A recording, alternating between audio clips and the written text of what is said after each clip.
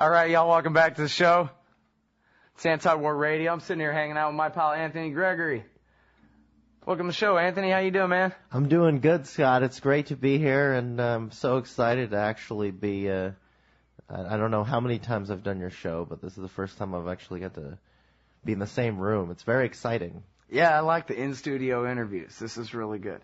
And, so I don't really know where to begin. There's so much to talk about, but I think I just want to start with one of the things that I heard on the top of the hour news there, and that was what they didn't call it this because I guess they figure that nobody in the Fox News audience could spell any of this or understand what it means, but it's the doctrine of sovereign immunity, and that is that no matter what John Ashcroft did while he was the Attorney General, what he did to people to violate their rights, to violate the law in order to violate their rights, he's got sovereign immunity, like the King of England back in the old days or something, I guess.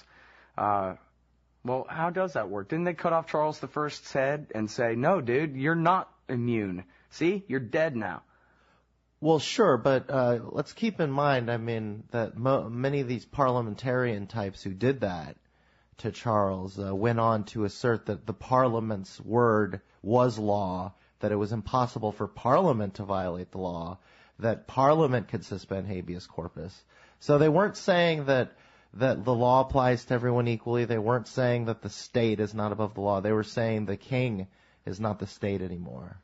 And that is hard work, but we're making progress. Well, it was progress on one level, but I'm kind of becoming. I'm not an expert on the period, but just a little bit learning more about it. I'm becoming a contrarian on the whole question of whether it was a step forward to say that now instead of one guy who claimed absolute authority, a doctrine that was being questioned slowly, now we have the people, democracy, that has unquestioned authority, and really look at how insidious this doctrine still is. America, the greatest democracy on earth, or if you're conservative, the greatest republic on earth. I don't care what you call it. The idea is it's representative government. It's actually the will of the people. But what's the will of the people? It's an executive branch that supposedly calls the shots for the people, and the executive branch claims the right to murder people and get away with it, even if it's illegal. So it's not just saying we're above the law. It's saying that even when we break the law, presto changeo. It's almost. It should be so obviously immoral to anybody who hears the idea that these people can do things that no one else would be allowed to do. But of course, that's the very nature of the state. Sovereign immunity is the state. Right.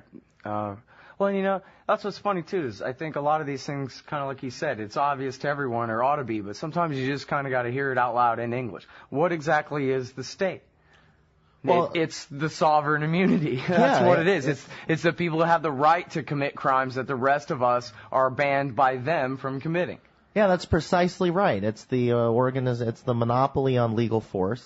This is not a kooky anarchist definition of the state. This is what most statist political science books will say, introductory texts, legal theory. The state's a monopoly on legitimized violence. So it's just, first of all, it is a monopoly, which everyone seems to dislike. Just, that's why one reason they say we need a state, in fact, is to fight monopoly, even though that's all the state is the monopolizer writ large. And it's a monopoly on violence. And it's just by definition that violence which the people have been kind of tricked into accepting, or that they do accept. A lot of course, people would say it's good that the people accept this, but it's just criminality that's socially acceptable. That's government. Well, and so, it reminds me of a conversation I was having with a friend of mine when I was in Austin. I miss Austin. And we were talking about the Constitution. And he's saying, well, the rules, we can change the rules for, never mind, the law applying to the state. This is just, how it applies to the rest of us. You change the rules, but the importance of the Constitution is it outlines how the rules themselves are to be changed. And so to change that should be more difficult. And so But then that's where I said, yeah, but they quit amending the Constitution because it was too difficult. So they just decided that, hey, it's a living Constitution. They can do what they want. And really, my friend's point was that, yeah, it really is a living Constitution. It is not just what the state says it is, but it is what the people say it is. And so if the people accept that, for example, presidents have the right to kidnap and torture people to death in the name of keeping them safe, then they do. And that really those laws against that kind of thing aren't for presidents. They're the commander, after all. And the Constitution creates the office, but the power that office exercises is based on what the people believe. Now, of course, we're subject to lies and propaganda of every description all day, every day, and forced to go to government schools when we're kids and all the rest of these things. But ultimately, it is we, the people, who decide whether this is the kind of thing we want to cheer for or try to oppose. And it seems like most people would rather just cheer for it, you know? Well, as an individual, I mean, I agree that it is, that's very true, but of course, as I quibble as an individualist, it's not all of us people. And it is the public ideology or just public attitudes that allow for the state to do what it does. Now, this isn't, instantaneous, this feedback mechanism. If 50.5% of the people think, maybe we should legalize pot, that doesn't necessarily mean it'll happen right away. But if, 85% of the people think that putting people in cages for pot is just wrong, flat out wrong, the way that most people think that, rounding up children and gassing them willy-nilly.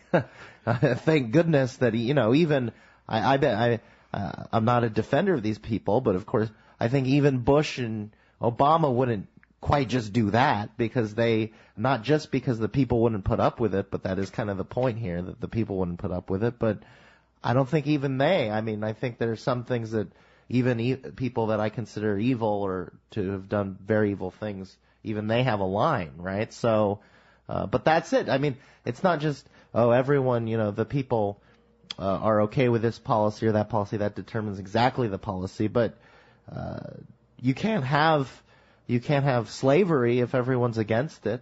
I mean, how would that even work? You can't have taxation if everyone's against it. And we couldn't have this war if people were really against it, and not just against it like I wish that my president didn't do that, maybe I won't vote for him, but he's a murderer. It's mass murder to do this, and we just won't put up with it.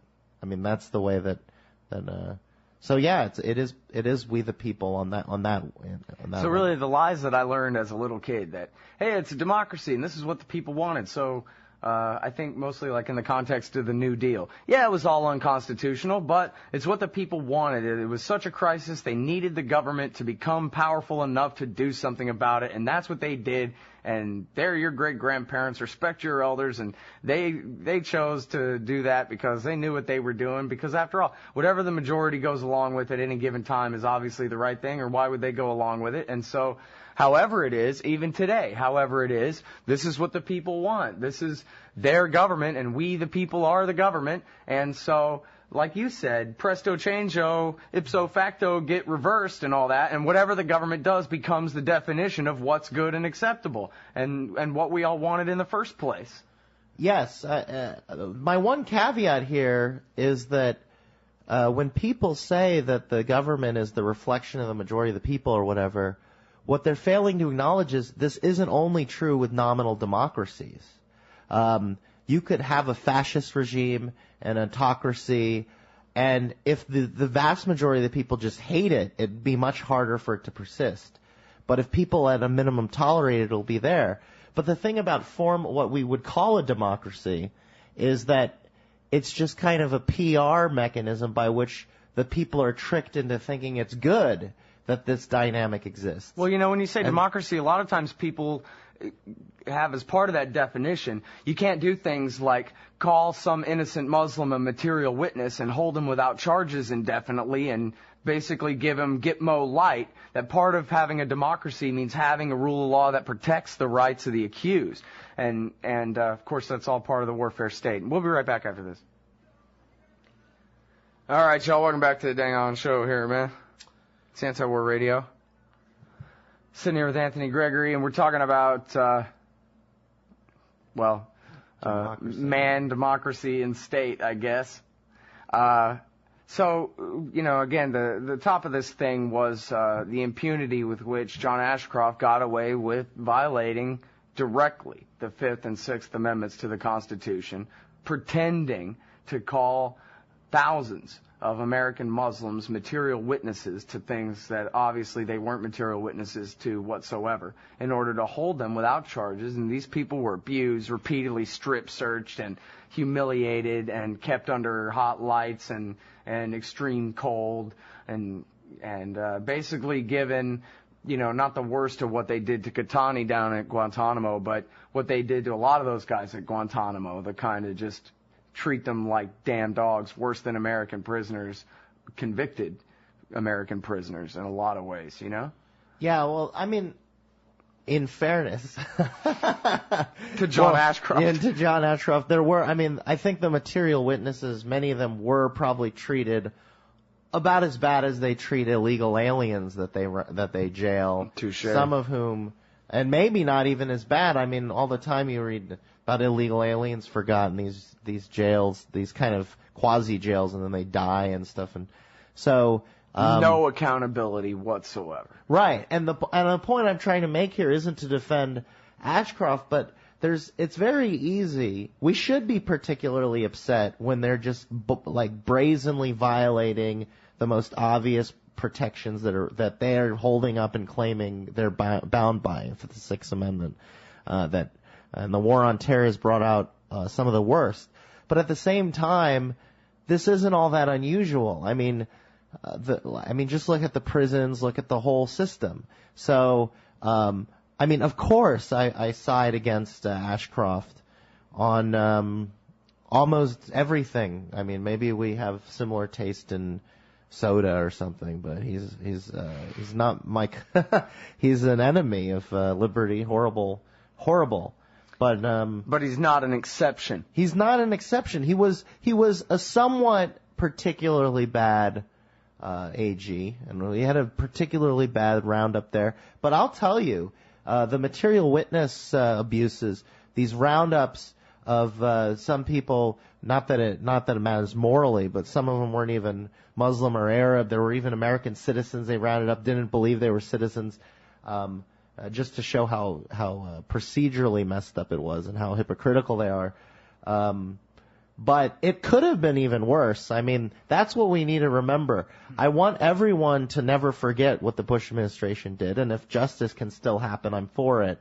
But these days I notice that when people talk about civil liberties and complain about Obama, about half of their complaint is that he's not jailing or investigating Bush officials. But what about his officials? They're continuing to do basically the same stuff. In some areas worse, in some areas not quite as egregious. It's not just Ashcroft. Here's the question. What about if there was another September 11th sized attack on the United States, or worse, the next real red alert? Bush called the governors and said, I would appreciate it if you would call out your guard units and put them at the airports.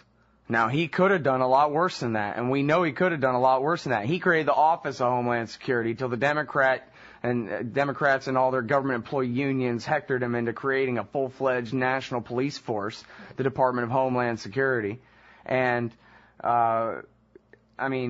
I would expect, Anthony, just making things up, that if there was another full-scale attack like that on this country, that we would just immediately see Homeland Security and FBI and whoever embedded in every one of the 18,000 separate county and police, the city police jurisdictions across this country, that we would have a full-fledged national police force. We would have National Guards outside permanently.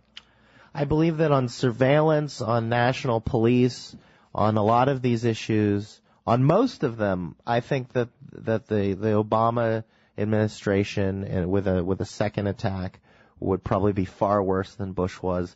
And in fact, I don't think that it's unambiguous that Al Gore would have been much better, and in some ways he might have been worse. You're right about the Department of Homeland